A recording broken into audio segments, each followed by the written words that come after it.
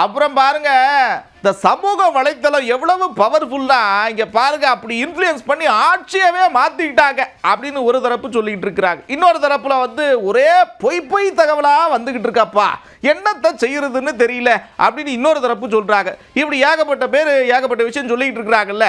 இது சம்பந்தமா மக்கள் கிட்ட கேட்டிருக்கோம். மக்கள் பலவிதமான கருத்துக்களை சொல்லியிருக்காங்க. பாப்போமா? 2 வருஷத்துக்கு முன்னாடி நடந்த செய்தியெல்லாம் இப்போ போட்டு மக்கள் மனசுல ஒரு பதட்டத்தை உருவாக்குறாங்க.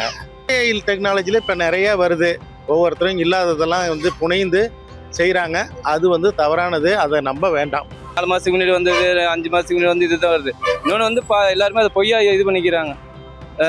பரப்புணுமேனு சொல்லி பரப்பி விட்டுட்டு இருக்க உண்மையான செய்தியெல்லாம் இதனால மறைஞ்சு போயிடுது. அப்படி செய்கிறவர்கள் மீது கடும் நடவடிக்கை எடுக்க வேண்டும் என்பது என்னுடைய கோரிக்கை. சமூக வலைதளங்கள் இன்றைக்கு சமுதாயத்துல மிகப்பெரிய ஆயுதமா மாறிடுச்சு.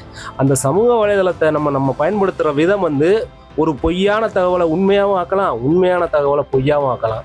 அதையே நம்பி இருக்கக்கூடாது. சமூக வலைதளங்களை மட்டும் நம்பியே நம்ம எந்த பொருளையும் சரி எந்த விஷயங்களாக இருந்தாலும் நம்பக்கூடாதுங்கிறது என்னுடைய கருத்து. அதனால இதில் ஆராய்ந்து செயல்படுறதான் பெரும்பாலும் முக்கியமான ஒரு இதாக இருக்குது. ஆனால் சமூக வலைதள தளங்களை முழுசாக நம்பி எதையும் பண்ணிடக்கூடாதுங்கிறது தான் மக்களுடைய கருத்து. ஒருத்தர் இறந்து போயிட்டாருன்றது மாதிரி சமூக வலைத்தளங்களில் போடுறாங்க.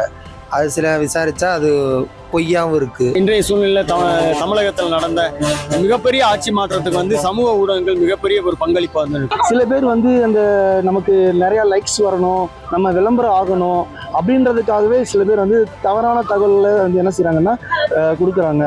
10% 20% தான் உண்மையான அவேர்னஸா இருக்குது.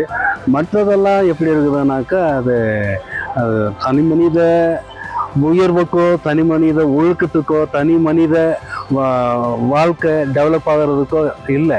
100% சில்ட்ரன்ஸ் சோசியல் மீடியா கண்டிப்பா பேன் பண்ணணும்னு நான் நினைக்கிறேன். இந்த மாதிரி ஒரு தப்பான போடுறவங்கலாம் கூப்பிட்டு குறைஞ்சபட்சம் காவல்துறையில கூப்பிட்டு அவங்களை நேரடியாக அந்த எந்த முகவரி யார் அதுன்னு சொல்லி கூப்பிட்டு அவங்களை ஒரு நடவடிக்கை எடுக்கணும். அதே போல் ஏஐ மூலிமா சில தவறான செய்திகளை, நடந்த செய்திகளை அந்த வாய் சுருக்களை மாற்றி அமைத்து செய்திகளை மக்களுக்கு தவறாக கொண்டு போகிறாங்க.